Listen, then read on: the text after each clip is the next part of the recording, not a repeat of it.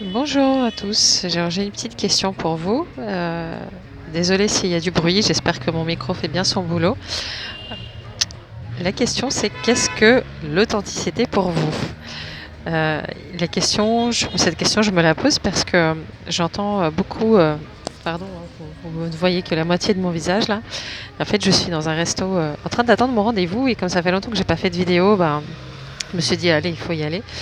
Donc cette question sur l'authenticité, notamment quand on communique avec quelqu'un, c'est quoi? Euh, Puisqu'on entend souvent dire il faut être authentique, c'est bien d'être authentique, un tel est authentique, une telle n'est pas authentique, etc., etc. Et je sais que pour certaines personnes, c'est peut-être plus difficile d'être authentique, mais pas parce qu'on ne veut pas, plutôt parce que on ne sait pas ce que ça veut dire et on ne sait pas comment faire.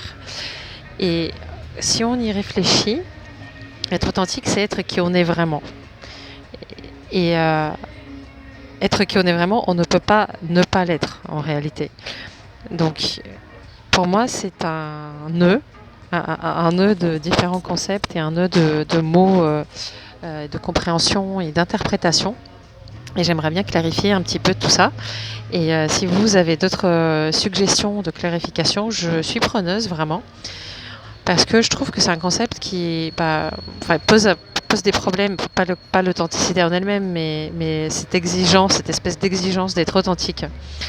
Donc, comme je disais, dire il faut être authentique, c'est un non-sens. Parce qu'à partir du moment où on est authentique, ça veut dire que c'est naturel. Et à partir du moment où on dit il faut, ce n'est plus naturel du tout. Donc on ne peut pas se forcer. Ça n'a pas de sens. Donc déjà, la première chose à faire pour moi, c'est de s'enlever toute la pression. Ensuite, qu'est-ce que vraiment être authentique? Et pour moi, il y a différents niveaux, en fait, différentes couches de tout ça. La première, je vais essayer de découvrir l'autre moitié de mon visage. J'essaie de protéger le micro en fait du bruit environnant. Donc le premier niveau de l'authenticité, est-ce que ce serait par exemple si une personne, quand elle ressent une émotion, quand elle pense quelque chose, elle s'autorise à l'exprimer sans prendre sur elle, sans compenser, sans chercher à ménager ou de s'adapter à l'environnement. Donc ça pourrait être un niveau d'authenticité.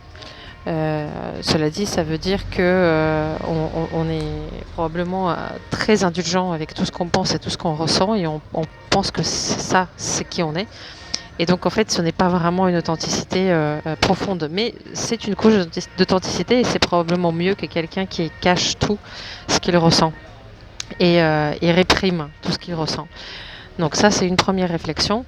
La deuxième réflexion, ou la deuxième façon d'être authentique, c'est d'être très fidèle à notre vraie nature. Au-delà de nos schémas, de nos programmes, de différents biais qu'on peut avoir, même de notre éducation, de nos habitudes. Et cette authenticité-là, elle demande du travail.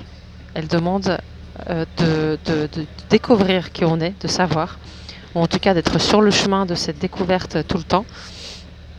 Et c'est pas facile parce qu'on pense que, par exemple, dans telle situation, on réagit toujours comme ça et c'est pas grave, je suis comme ça. En fait, non, c'est pas je suis comme ça, c'est pas vrai. C'est juste une habitude que j'ai, une habitude de penser, une habitude de fonctionner et de réagir. Donc, cette authenticité-là implique un vrai travail de discernement et de découverte de soi.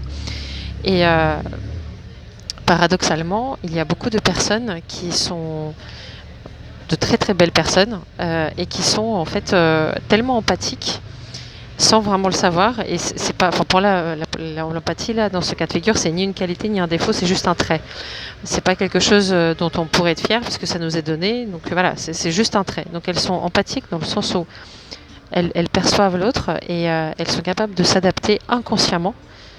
Donc elles s'adaptent inconsciemment à la façon d'être de l'autre à tel point, et ce depuis tout petit, à tel point parfois on se perd, on ne sait pas trop qui on est en fait, quels sont mes besoins et mes opinions, au-delà de ce que pense l'autre, de ce que dit l'autre et de ce dont l'autre a besoin et envie. Dans ce cas-là, on ne sait pas en fait, non seulement on ne sait pas vraiment qui on est nous, on s'est toujours calé sur les autres, mais en plus, on ne sait même pas que ça, c'est... Enfin, on ne se pose pas forcément tout de suite la question de savoir est-ce que ce fonctionnement-là, est-ce qu'il y a une possibilité que ce soit pas vraiment nous-mêmes, quoi? Parce qu'on est, on se dit c'est comme ça.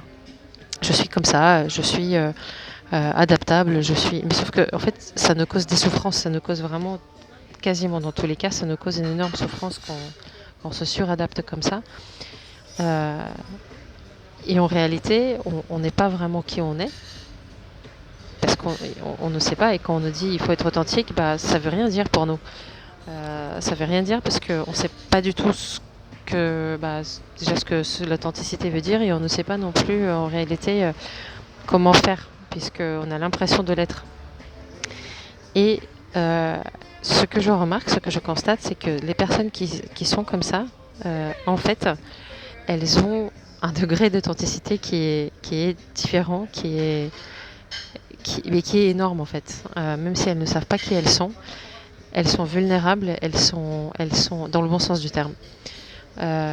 Parfois aussi dans le sens fragile du terme, ce qui peut causer des soucis, mais en tout cas, elles ont un degré d'authenticité parce qu'elles n'essayent pas de se cacher derrière une image comme le font d'autres personnes. Et en ce sens-là, elles sont authentiques parce elles ne savent pas qui elles sont en recherche perpétuelle de qui elles sont. Donc elles ne savent pas vraiment. Cela dit, elles ne cherchent pas forcément, consciemment ou à moitié inconsciemment, à se cacher derrière des choses. Et les choses dont elles essayent de se cacher, parce que ça peut arriver, bah, c'est plus des traits, des faiblesses qui les rendraient encore plus vulnérables. Pas dans le sens égo du terme, mais vraiment dans le sens j'ai pas envie qu'on profite de moi. J'ai peur de faire confiance et j'ai peur d'être jugée. J'ai peur qu'on me juge. Et donc ça, c'est un troisième type d'authenticité pour moi, qui est encore différent, encore autre chose. Donc, et c'est très important dans nos communications avec les gens parce que y a différentes personnes qui vont nous challenger de différentes manières. Certaines qui vont être très franches, très abruptes, très directes dans leur façon de communiquer, ça ne nous met pas forcément à l'aise.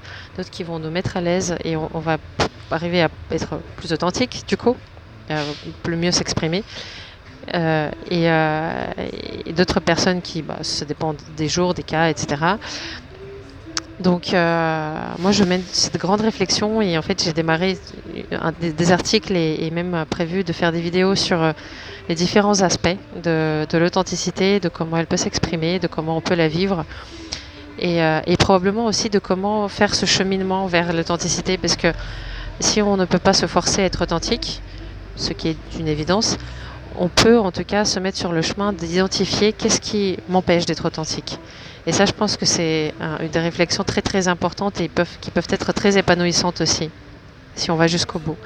Donc voilà, avec plaisir pour vos commentaires, pour vos avis sur l'authenticité, qu'est-ce que c'est pour vous, et à très très vite pour de nouvelles réponses, de nouvelles questions, surtout de nouvelles questions.